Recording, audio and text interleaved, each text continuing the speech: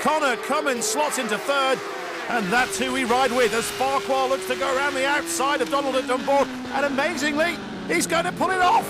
Anyone who may have questions Farquhar's hunger for success will now know the answer. That was stunning. The second wave gets underway, and Lisbon's Darren Burns has got the drag, edging ahead of Wayne Cohen, Andrew Brady and the evergreen Noel Hudson close behind. Approaching Corby for the first time, Farquhar already pulling away, a second ahead of Cameron Donald. Cummins is third with Archibald a very close fourth, and this group of four already starting to pull away. We ride with Martin Finnegan, a surprising 8th place for him on this opening lap. He dominated last year's Mid-Antrim 150, a hat-trick of victories, which was undoubtedly the highlight of his 2006 season. But you can't accuse him of not trying here. That looks like Shane Connor in front. But as he gets the gas on and make that looks like Shane Connor, he's just passed, and now he's lining up another move from this part of the track, approaching the loop. It will have to be a braking manoeuvre. Farquhar still leads, Donald second, and that intense squabble for third between Cummins and Archibald rages on as they slow for the hairpin. 5th place is in the hands of William Dunlop, 16, John Burrows. Behind him is Paul Cranston. He's going great guns. Approaching Alexander's jump, and the suspensions of these machines being worked really hard. Watch those front wheels. Here come the leaders, and Farquhar still maintaining that gap between himself and Cameron Donald, although the distance between Donald and Cummins has moved out to 3 seconds, so maybe the young Manxman and Archibald are holding each other up. A bit further back, it's Martin Finnegan over Alexander's, and there's his target.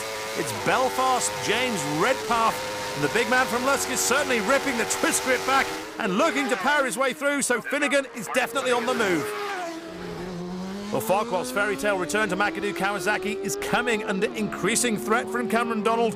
The Australians reeled in the Dungannon ace. That 2-second advantage has been whittled down to virtually nothing. And the Honda's the fastest bike out there at present. And Donald aiming to prove it by passing Farquhar. This is so quick through here. No margin for error available. And this is what makes this sport one of the most exciting in the world, as through goes Donald. Finnegan approaching the breaking point for Corby. The track now almost dry after the recent rain. Still the odd patch under the trees, but nothing too untoward to worry about. Timmy Turtle makes way for Donald and Farquhar. Much tighter approach from the Australian this time. And the usual smooth line from Farquhar as they power away. And Farquhar won't be happy with second. He's made the Mid-Antrim his own in recent years. A lot of success here, yet he's being upstaged this time by Donald. Kirk Farrow is going to get a fright as Farquhar slips through, does he? Oh, he does. No room for Donald, though, so Farquhar makes the most of the back marker. Farquhar, both wheels in the air there, but Donald slips inside. He's lost a couple of seconds. What a great race. Still Cummins can't shake off Archibald, and amazingly the top 4 in this race are the top different manufacturers. Kawasaki leading Honda, leading Cummins is Yamaha, who we ride with now, and he's just ahead of Archibald Suzuki. And to round the collection, here's the MV Augusta of Finnegan, which is more a super stock machine really than a Superbike.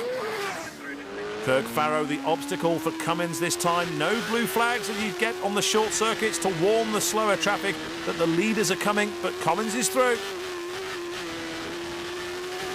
Here come the front 2 in amongst the traffic. Now, what part will they play this time as Donald passes Gareth Costello, but it may have messed up his braking. He turns in time, and he's away, though. A clear track for the moment for Connor Cummins. He'll try to carry the speed around the hairpin if he can, which he does now. Up through the gears. Now watch the front wheel rise as the power kicks in. Frighteningly quick and an awesome sight to behold. Farquhar is past Dave Willems, but Donald is going to come across him at the wrong point again, maybe. He's going to have to back off slightly before getting back on the juice, yet you have to feel it's worked out better for Farquhar again.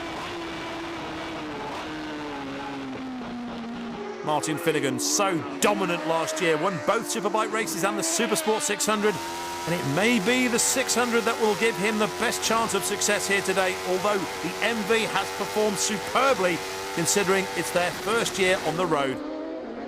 Well, it's a case of deja vu again. Farquhar leading Donald into Corby with a 2-second advantage, but the Australian's already done it once in this race, so he's still a major threat.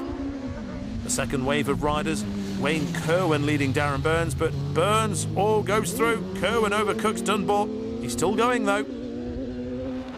Into the loop with Cameron Donald. He's still no closer to Farquhar. More traffic up ahead. And he'll want Ryan to meet them in the corners and for himself to come across them on the straights, yet that seems unlikely. Farquhar's picking them off. And he should now win this race. Damien Gledhill will be his next target, and he's going to go past, so no worries for Farquhar. But again, Donald, no room for him over the jump, so the Aussie's got to hold back for a moment, and that means his challenge is over. The flag is out and is going to be raised for Ryan Farquhar. He wins on his return to the Kawasaki camp, and a popular result and a great race, which sets up the rest of the day quite nicely.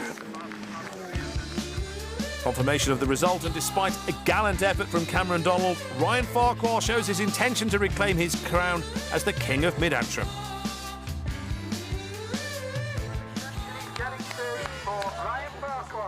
Well, Flying Ryan is back.